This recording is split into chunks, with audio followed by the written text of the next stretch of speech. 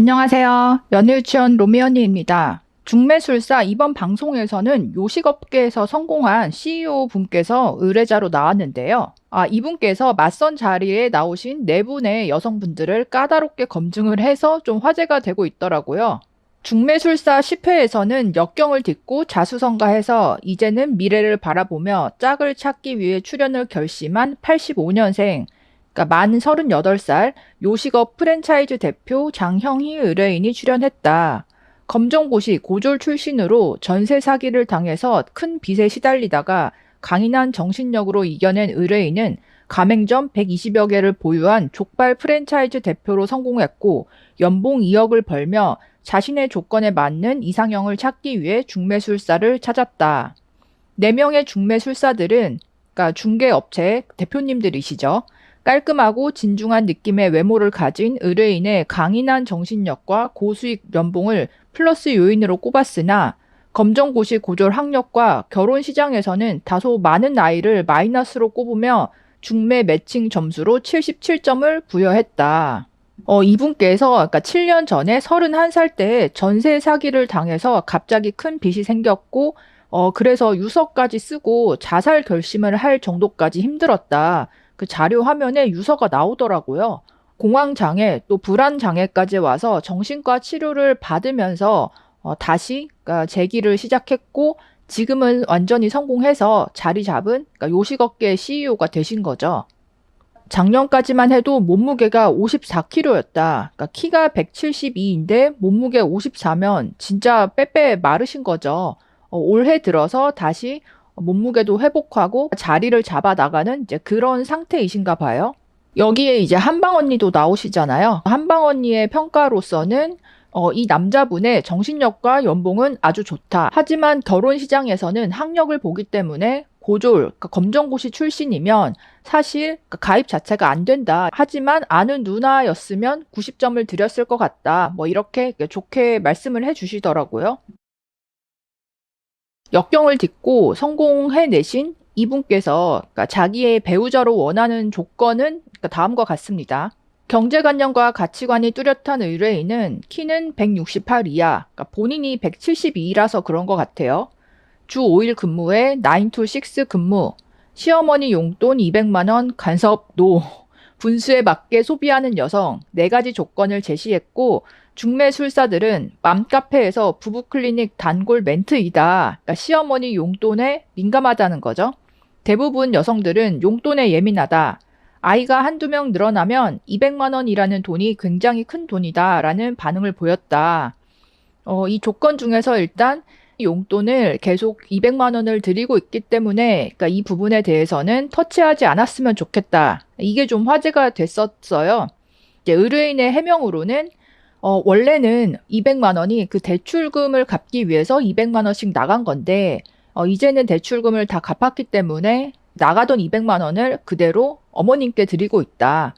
200만 원을 안 드린다고 해서 어머님이 생활이 아예 되지 않는다. 뭐 이런 거는 전혀 아니지만 어쨌든 그동안 효도를 못했기 때문에 이제라도 200만 원씩 드리고 있다. 그리고 본인이 연봉이 2억이잖아요. 내가 버는 돈에서 사실 200만 원이 어머니 용돈으로 나간다고 해도 생활에는 별로 지장이 없다. 그렇기 때문에 나는 괜찮다고 생각을 한다. 그러니까 이 부분에 대해서는 터치하지 않으면 좋겠다라는 의견을 정확하게 밝힌 거죠. 그리고 또 마지막 조건이 분수에 맞게 소비하는 여성이었는데 이게 정말 재미있었던 게 과소비를 정말 싫어한다. 요즘 사람들이 허세가 들어서 뭐 카드 대출까지 받으면서 오마카세 가고 호캉스 가는데 이제 그런 거를 극혐한다는 뉘앙스로 말씀하시더라고요.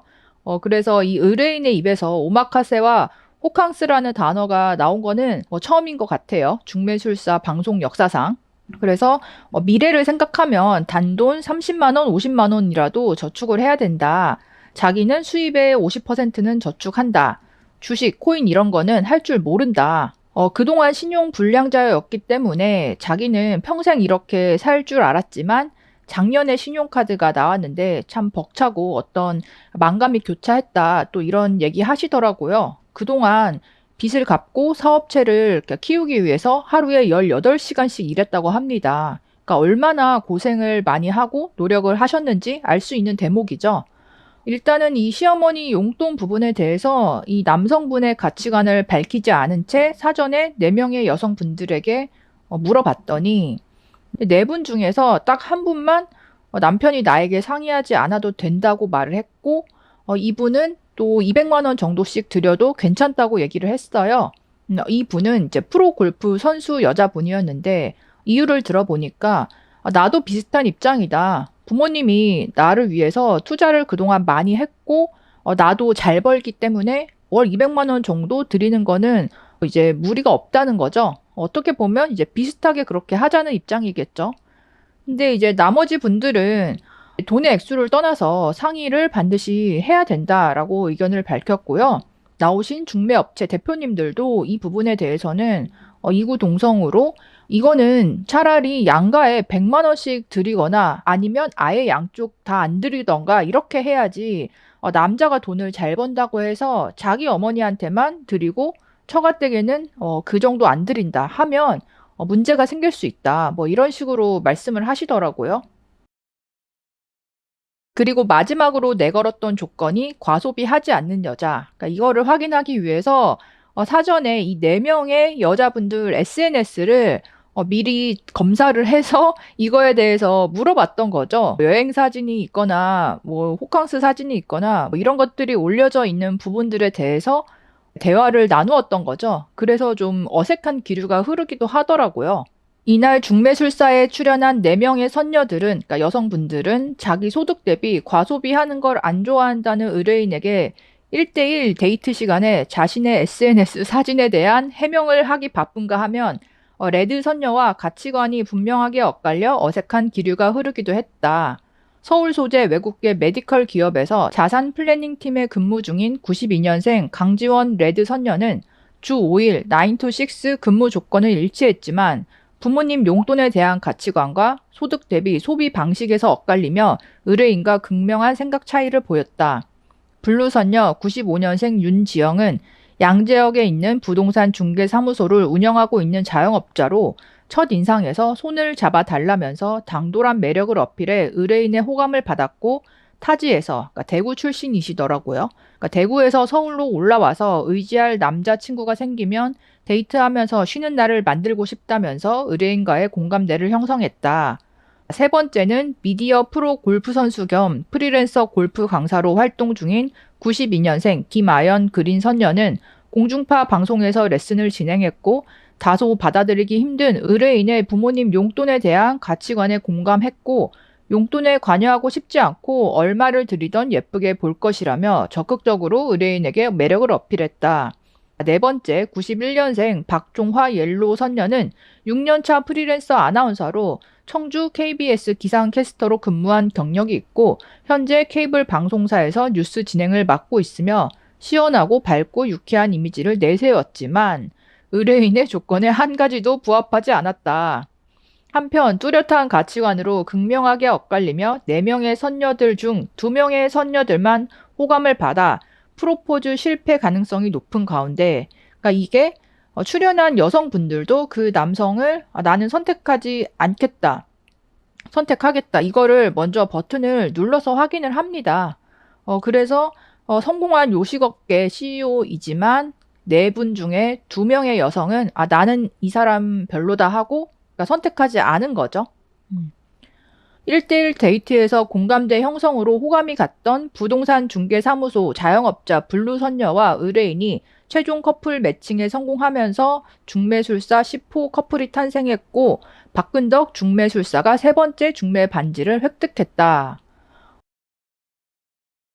보면서 든 생각이 정말 비슷한 분들끼리 잘 만났다 이런 생각이 들더라고요.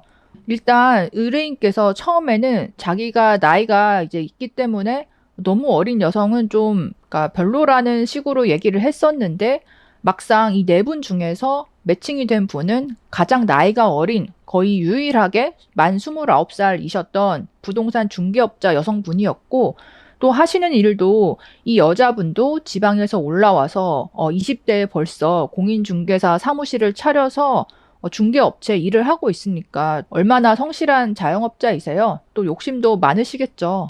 그래서 이 살아온 어떤 가치관이나 하는 일들이 비슷하다는 느낌을 받았고, 나머지 이제 세 분의 경우에는 일단 뭐 직장인이다, 프로 골퍼다, 프리랜서 아나운서이다 했을 때, 제 느낌에 이 남자분께서 이 여자분들의 직업 자체에 대해서 관심이 없고, 여기서 별로 호감이 크게 생기지가 않았던 것 같고, 플러스 솔직히 상대적으로 나이가 조금 많으신 분들이었고, 플러스 이제 마지막에 어떤 SNS 검사를 했을 때도 딱히 그렇게 아주 야무지거나 검소한 그런 모습들이 어필되지는 않았기 때문에, 물론 이 나오신 여성분들이 각자는 괜찮은 나름대로 잘 나가는 분들이지만, 이 성공한 CEO가 그 자기의 가치관으로 봤을 때는 내 짝이 아닌 것 같은 그런 느낌을 처음부터 받으셨던 것 같아요. 그래서 남성분들 중에서는 이렇게 그러니까 성공하고 뭐 재테크하고 자산을 불리고 사업체를 운영하느라 이 30대 시기를 다 일에 몰빵을 하고 뭐 30대 후반 돼서야 이제 한숨 돌려서 결혼 시장에 나오는 분들이 의외로 있거든요. 이런 분들의 경우에는 여자들이 봤을 때 성공한 CEO다. 그러니까 사업체가 있는 남자이다. 그러면 뭐 누구라도 좋아하지 않을 여자분들이 없겠지만 문제는 이분처럼 이미 내가 없는 시절에 성공을 해버린 남자. 이 남자의 성공에 있어서 여자인 나의 지분이 하나도 없는 남자. 이런 남자를 성공한 후에 내가 잘 보이고 어필하고 결혼까지 가는 거는 굉장히 까다롭고 어렵거든요. 딱 봐도 이 남자분은 정말 산전수전, 공중전까지 다 겪으신 분이고, 그렇다면 뭐 사람을 볼 때, 여자를 볼 때, 얼마나 사람을 정확하게 보고, 또 내 사람이 되면 정말 잘해주겠지만, 반대로, 그러니까 신뢰를 잃어버리거나 뭔가 아니다 싶은 게 발견이 되면, 맺고 끊음이 정확하신 그런 성향일 거예요. 그래서 여자분들이 잘 생각을 해보셔야 되는 게, 나한테 맞춰주고, 나한테 져주고, 뭔가 나를 그냥 마냥 예뻐해주고, 공주 대우를 해주는 그런 남자를 바란다면, 사실상 성공한 남자와는 매칭이 안 될 가능성이 높아진다. 남자의 성공에 나의 지분이 없을 경우에는 내가 그 남자의 성공에 대해서 그 주주 행세를 할 수가 없다. 하지만 많은 여자분들이 연애를 시작하기 전부터 성공한 남자, 가치가 높은 남자가 나에게 헌신하는 모습을 보여주기를 바라는 경우가 많다 보니 이게 어떻게 보면 여자 입장에서도 그런 남자를 찾아도 잘 되기가 힘들고 반대로 그런 남자분들 입장에서도 주변에 많은 여자들을 소개받거나 만나볼 수 있어도 막상 정말 마음이 잘 맞는 여자는 찾기가 힘들다는 거죠. 되게 아이러니한 거죠. 이번 중매술사에서도 어떻게 보면 자수성가한 성공한 CEO 남성분이 어떤 가치관을 가지고 여성을 찾고 있는지 이 부분에 대해서 한번 잘 드러났던 화인 것 같아요.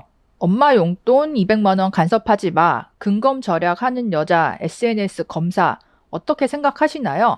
여러분들도 댓글과 사연으로 의견 남겨주세요. 그럼 다음에 또 만나요. 안녕.